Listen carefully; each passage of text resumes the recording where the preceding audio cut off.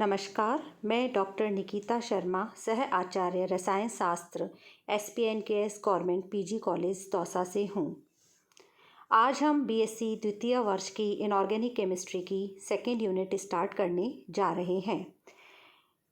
Previous lectures में मैंने आप लोगों को first unit chemistry of elements of first, second and third transition series के बारे में बताया था।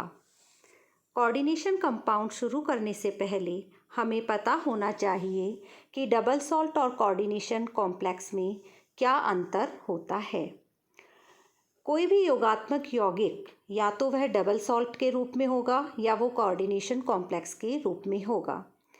डबल सॉल्ट वे कंपाउंड्स होते हैं जो कि पानी में पूर्ण रूप से आयोनाइज्ड हो जाते हैं और ये पानी में घुलने के बाद में अपने कॉरस्पॉन्डिंग कन्फर्मेटरी टेस्ट देते हैं। प्रत्येक आयन अपना अलग अलग टेस्ट देता है। For example, potash alum is a double sulphate. जब हम इसको पानी में डालते हैं तो इसमें पोटेशियम का, सल्फेट का और एल्यूमिनियम का सबका कॉरस्पॉन्डिंग टेस्ट, सबका अपना इंडिविजुअल टेस्ट शो होता है।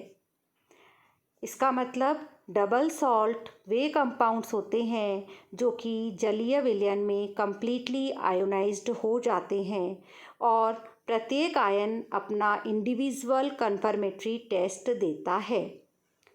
दूसरी तरफ अगर हम देखें तो coordination complex are incompletely ionisable in the aqueous solution.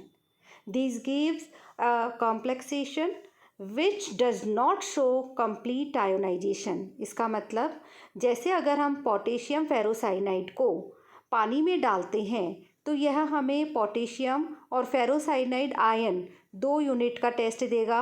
Individual test, इसका मतलब हम चाहें कि हमें पोटेशियम का भी, आयरन का भी और साइनाइड यूनिट का टेस्ट मिले, वो नहीं हो पाता। इसका मतलब ये होता है कि coordinate complex are incompletely ionisable in the aqueous solution. Double salt जो होते हैं वो आयनिक कंपाउंड्स होते हैं, इसीलिए वो कम्प्लीटली आयोनाइजेबल हो जाते हैं। इसके विपरीत कोऑर्डिनेट कॉम्प्लेक्स जो होते हैं उनमें कोऑर्डिनेट बॉन्ड पाया जाता है, इसलिए वे इनकम्प्लीट आयोनाइजेबल होते हैं पानी के अंदर।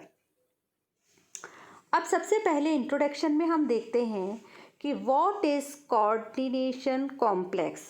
कोऑर्डिनेशन कॉम्प्लेक्स का मतलब होता है कि यह लुईस अम्ल और क्षार की अभिक्रिया के द्वारा बनने वाला एक प्रोडक्ट है जिसमें कि लिगैंड या neutral molecule central metal atom के साथ में कोऑर्डिनेट कोवैलेंट बॉन्ड बनाता है। A coordinate complex is the product of a Lewis acid-base reaction in which neutral molecule or anion, जिसे हम लिगैंड कहते हैं, bond to a central metal atom by coordinate covalent bond। अगर हम ligand को देखें तो लिगैंड आर लुईस बेसिस और metal are Lewis acids. Ligand क्या करते हैं? लिगैंड में 1 unpair electron, at least 1 pair of electrons पाया जाएगा जो कि मेटल को इलेक्ट्रॉन पेयर डोनेट करता है। इसीलिए ligands are also called complexing agent.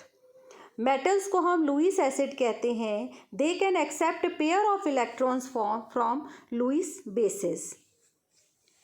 जो इम्पोर्टेंट टर्मिनोलॉजी है जो कि कोऑर्डिनेशन कंपाउंड्स में हमें यूज़ में आती है, उसमें फर्स्ट जो है वो है कोऑर्डिनेशन एंटिटी। कोऑर्डिनेशन एंटिटी को हम हमेशा स्क्वायर ब्रैकेट के अंदर लिखते हैं और स्क्वायर ब्रैकेट में मेटल जो कि लिगैंड के साथ में डायरेक्टली अटैच्ड होती है उसे हम कोऑर्डिनेशन एंटिटी कहते हैं। फॉर एग्जांपल, जैसे हम देख रहे हैं कोबाल्ट के साथ में 3 क्लोरीन और 3 अमोनिया के मॉलिक्यूल डायरेक्टली लिंक्ड हैं, तो कोऑर्डिनेशन एंटिटी में जो मेटल होती है उससे लिगैंड डायरेक्टली सिग्मा बॉन्ड के द्वारा अटैच्ड होते हैं।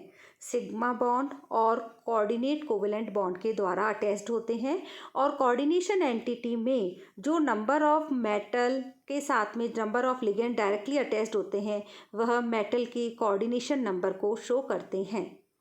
सेकेंड इज सेंट्रल एटम और सेंट्रल आयन।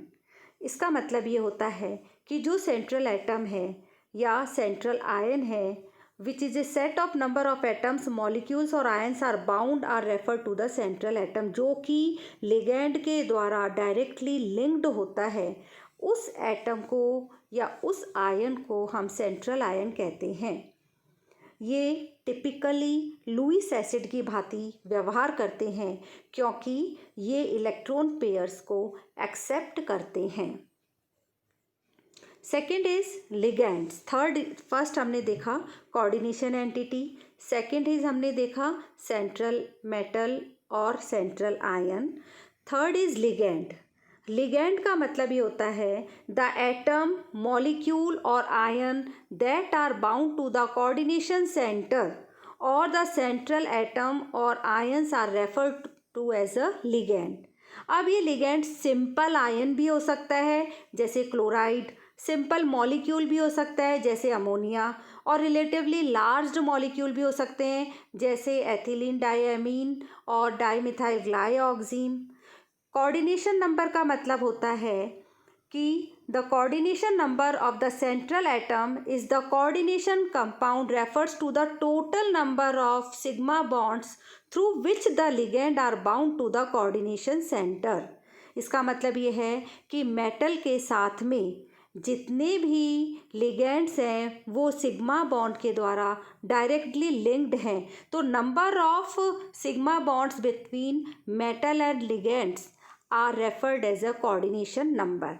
जैसे यहाँ हम देख रहे हैं निकल का जो कॉम्प्लेक्स है उसमें हम देख रहे हैं कि निकल is directly linked with 4 ammonia molecule, it means coordination number of निकल is 4। Next is coordination sphere. जैसे अभी हमने बताया था coordination entity, similarly coordination sphere भी वही होता है जो कि नॉन आयोनाइजेबल यूनिट होती है। जैसे हमने जब आपको बताया था difference between double salt and coordination compound में, कि कोऑर्डिनेशन कंपाउंड में हमने देखा था पोटेशियम फेरोसाइनाइड, उसमें पोटेशियम अपना टेस्ट दे रहा था, फेरोसाइनाइड यूनिट अपनी अलग थी। तो जो यूनिट नॉन आयोनाइजेबल होती है, जो ब्रेक नहीं हो पाती, उस यूनिट को हम बोलते हैं कोऑर्डिनेशन स्फीयर।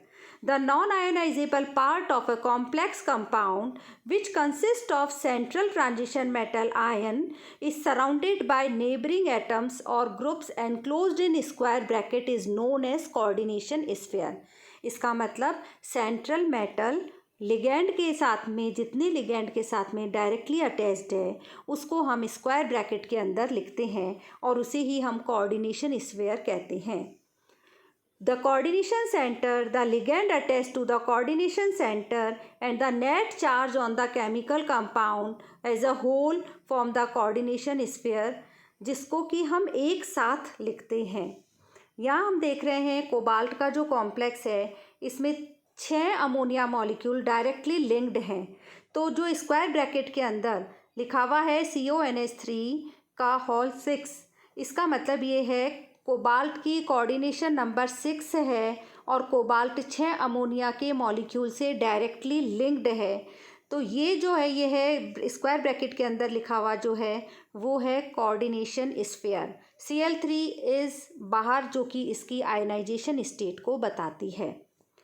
फिर आता है कोऑर्डिनेशन पॉलीहेड्रॉन।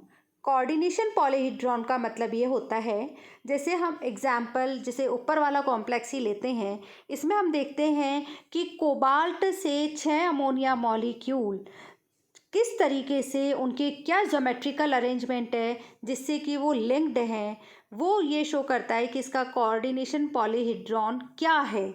जैसे हम ये बोलते हैं cobalt is directly linked with 6 ammonia molecule और इसकी जो ज्योमेट्री है वो है ऑक्टाहाइड्रल।